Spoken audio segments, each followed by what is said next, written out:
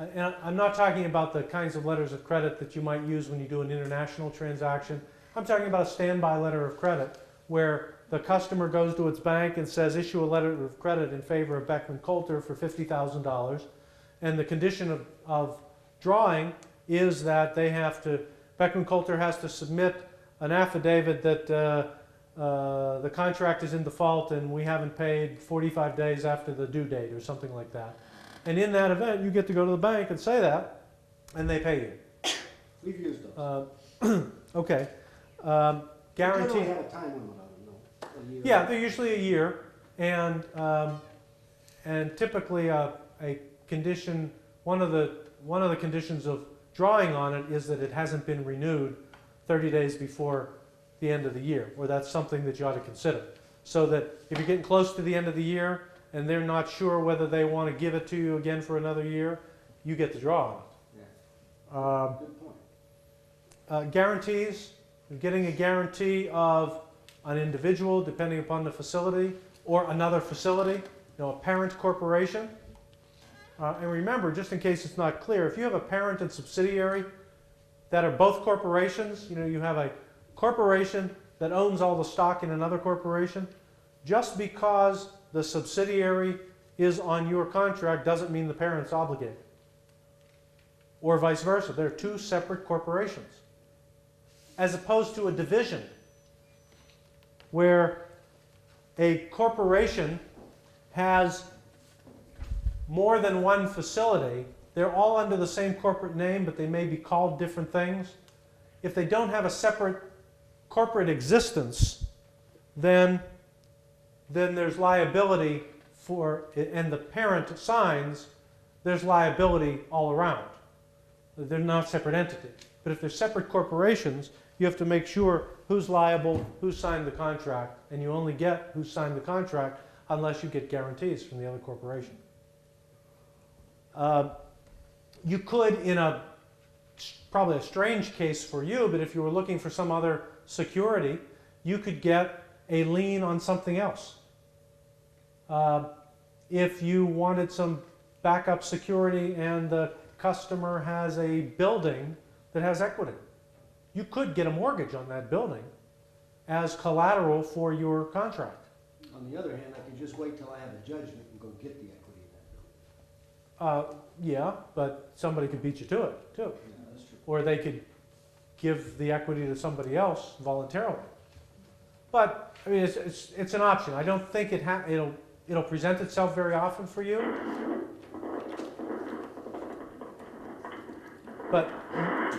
But you could get a lien on something else, whether it's a building, other equipment, whatever. In fact, I think that's what happened in Brunswick. Really what we did was we did not have a lien on some of our own equipment, and we got it as part of this workout deal. Okay, I see that we've not only exhausted our time, but our outline, except for number 8, which is Q&A. So we've been dealing with questions along the way. Are there other questions? I have one. Rich, Yes. your thoughts about getting resolutions to identify the duly authorized representatives of parties? Well, that's one of those things that, in a perfect world, we ought to have. It's clear if you get a corporate resolution that says John Doe and Mary Rowe are authorized to sign a contract with Beckman Coulter, then there's no question later that there was authority to sign it. Generally, what you rely on is apparent authority. This person is the purchasing manager for this facility and normally purchases stuff for this facility and signs our contract. It's a little hard for them later to say they weren't authorized. They were held out as the purchasing manager and actually did that. So Rich's point is a good one. I think you should know that that's available, and you might want to even have some forms for that. It may be that on a large enough transaction that's appropriate to do, or you might want to figure out some circumstances under which you want to ask for that. You know, if these things are the case. What about verbiage that says the undersigned warrants that he's an authorized representative and authorized to sign? That's the guy saying, I promise that I'm authorized. That I won't You lie. know? And if he's not authorized, all you do is you have some other claim against him. It doesn't get you back to the institution. Okay, this is Joe Salino. Can I interject here? I just went through a battle with a group that said that their people were not authorized to sign and did not follow proper protocol. My position was that it is not up to Beckman Coulter to police the hospital as far as authority. We have to make some assumptions, and the assumptions are that they have a structure in place for that particular approval level. Just like with Beckman Coulter, if our salesperson made a transaction and had the document signed and agreed to a certain contract, the customer is working not with the president of our hospital or our company, but with this sales representative, and they're taking on good faith that he is authorized to do this transaction. And I think that's the apparent authority issue. If you're dealing with a purchasing manager, it's pretty easy. If you're dealing with if you have the receptionist sign the contract, it's pretty easy too, that she's probably, or he's probably not authorized to enter into contracts for the hospital. Well, that's true. The maintenance person, receptionist, and those people, you're absolutely right. There's something that has to do with common sense there. But if the laboratory manager or the administrative director of laboratories, those kinds of titles, I would think, are authorized to make transactions and or be able to bring us to the appropriate individuals if they are not able to sign. Yeah, they probably are. If it comes down to a dispute, it would be a fact question of whether, in fact, they have done that in the past, or whether the institution allowed them to be in that position and hold themselves out as authorized. Right. And if yours was the only contract they ever signed, you might have difficulty. If they signed a whole bunch of them, then it's a lot easier. Other questions? How can Yeah. we best protect ourselves against having to pay the preference money back? Never collect any money. Yeah. And don't ever pay it for No, how can you best protect yourselves? Make sure that customers pay in terms or in their ordinary course. Don't let them get, the short answer is, if they're a problem customer and you're going after them for collection, it's very hard to protect yourself. But when we do force them to pay, let's say they're on chip hold, and it is normal course of business in my opinion, but In your That- opinion. Wait, do you have a robe? Exactly. Are you wearing a black robe? yeah, I know, because I've had to pay If some. you've taken unusual collection efforts, or you've taken any collection efforts, that takes it out of the ordinary course of business. So in other words, you're holding shipments until you get It's out of paid. it's out of the ordinary course. Now remember the theory for the preferences. The theory is twofold. One is it's designed to distribute the assets fairly and equally among creditors. And the other is it's to create an incentive for creditors not to hasten the debtor's slide into bankruptcy. Because if you know that the payment you get this week is probably going to be preferential because you're taking the last dollar they have and you know they're going to file next week, you might think twice about taking it. Well, now, wait a minute, we can think that's Brunswick all the way Every around. payment I get from Every them. payment we Okay, have. I didn't say it works all the time, but that's the theory. Okay, now with Brunswick, the $7,500 that I get twice a month could be considered preference, Yes. but the cash in advance would not. Well, I don't think cash in advance would ever be preferential Okay. because you're giving them, it's either a contemporaneous exchange, which is a defense or you're giving them new value. You get $15,000 and you ship them $15,000. So I would only be subject to preference for that old stuff I'm collecting? Right. Okay. So that's good. Right, and to the extent you are a secured creditor and they're paying secured debt, there's no preference. Because you're entitled to, if you have a lien on something worth $150,000 and you're owed $100,000, and they pay you $50,000 the day before they file, it's no preference, because one of the tests is you would have had to get, this payment allows you to get more than you would in a liquidation. And it didn't, because you would have been entitled to that anyway. Okay? Other questions? Excellent presentation, Bob. When you, being the only salesperson, Wait, hang on 1 second, Joe. being the sales manager here and representing sales, in your opinion, how can a sales force take this kind of information and really take it to the next level in terms of being valuable in that process when things do go wrong? Because things go wrong and we are out of it, we stay away. Is there something we can do with this knowledge to make it better, to help it? Well, I think that's a great question. And I think the best way that you could utilize this knowledge would be to have some ongoing discussions with the credit people, with the collection people, and with your counsel about what procedures or policies could change to give you more protection as a company without losing that sales balance. You can always prevent credit losses by selling everything for cash in advance, but you won't sell very much. Yeah. So, but I think having some sort of strategic process, strategic discussion about how this can filter, how the issues that credit and collections are facing can filter back into sales, so that sales can help the company do better on their enforcement end. And I don't think it requires major changes. I think an awareness is a start. It's like a 12-step program, right? Yeah.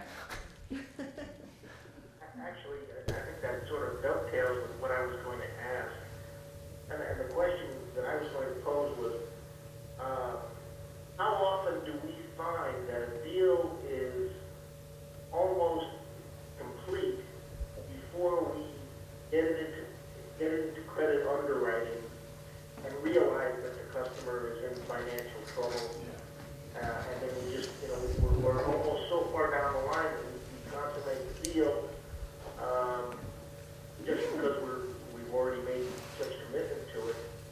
And I'm wondering about how often that situation comes up. Daily. Often. There's just no systems in place for us to know.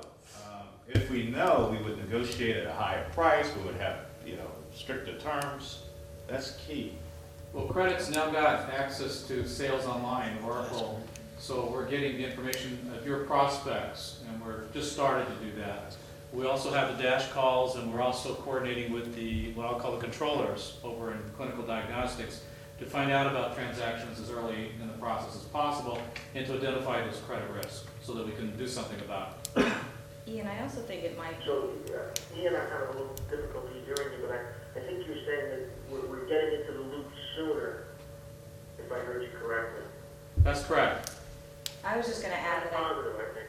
I think that something that would be helpful in the future too is to get proposals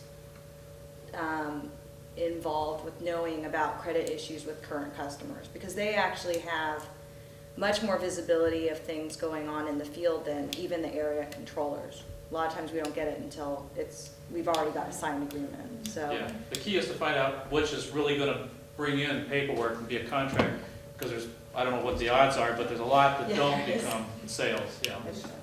Could someone restate the question? I'm having trouble hearing the question.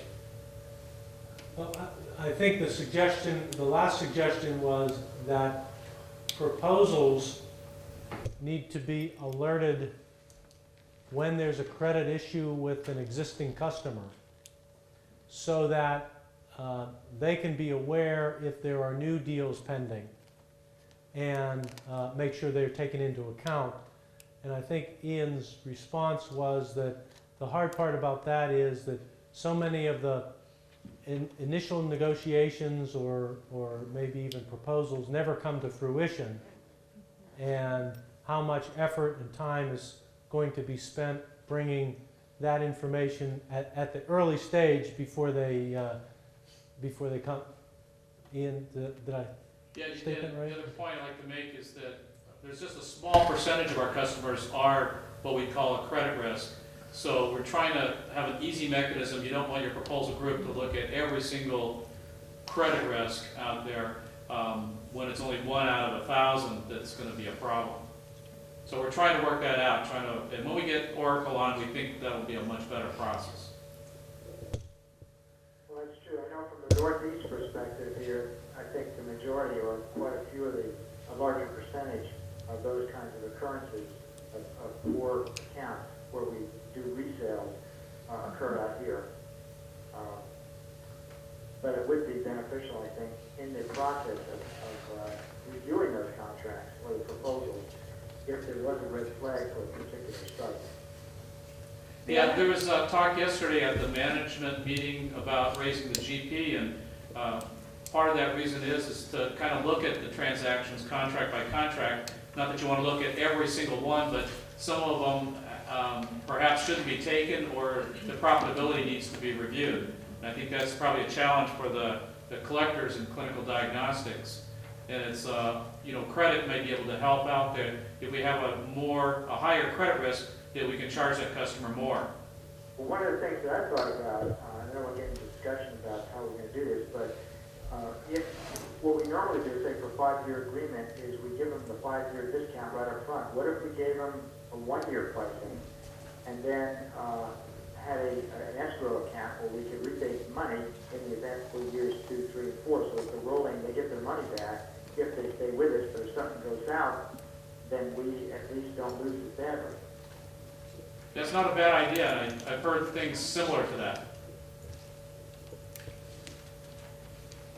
Other comments or questions or issues?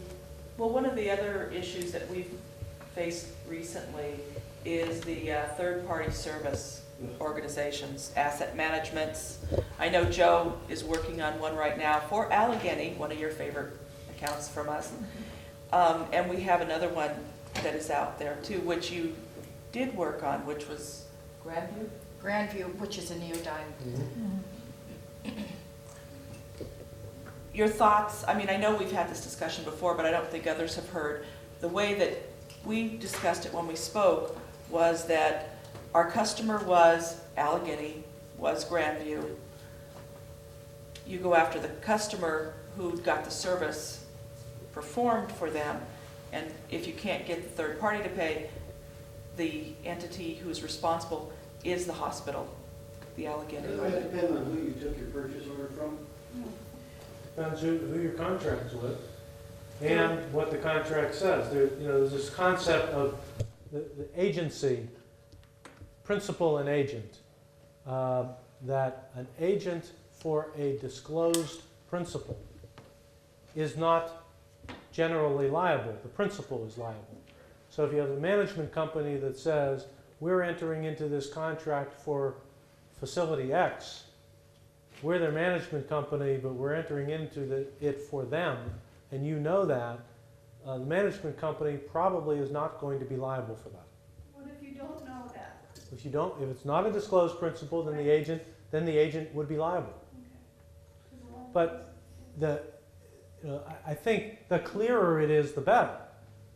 You know you're dealing with, well, maybe you don't, but you, And right, that's you the don't. case. That's A lot the of issue. times credit uncovers these third-party providers unaware to service or anyone else that they even exist, and the appeals are coming from the third-party provider, yet we're going back to the hospital for payment. Well, most of the time when we're doing service, a PO number is taken over the phone. You don't have because they need service now. They phone in, they need service, they give you a PO number. You don't have a hard copy PO most of the time. So we're providing service to the facility. However, the facility has Neodyne, for instance, in there managing that area. So even though it's a Neodyne PO, the facility has an agreement with Neodyne. Beckman doesn't have. In other words, the customer has chosen to go through the third party. That's their choice. And that's what we've told them when we're trying to collect. You have an agreement with Neodyne. If Neodyne doesn't pay us, we still provided service to you. We've been very successful with that. We started with about $750,000 on the Neodyme accounts, and we're down to the last two, which is a total of about $120,000. And I think that, I think you hit the nail on the head. You're dealing with a facility. It depends who you got the purchase order from and what's disclosed to you. If the purchase order is from the facility is clearly liable. If the purchase order is from the manager and you know that they're managing for that facility, the facility is probably liable. If it's unclear and the facility got the service, the management company may be liable because they didn't disclose the facility, but the facility should be liable at least under an unjust enrichment theory because they got the service and they benefited. Actually, we're doing business with the facility. A lot of times you'll have the third party on site. So we know which facility we are dealing with. That we do know.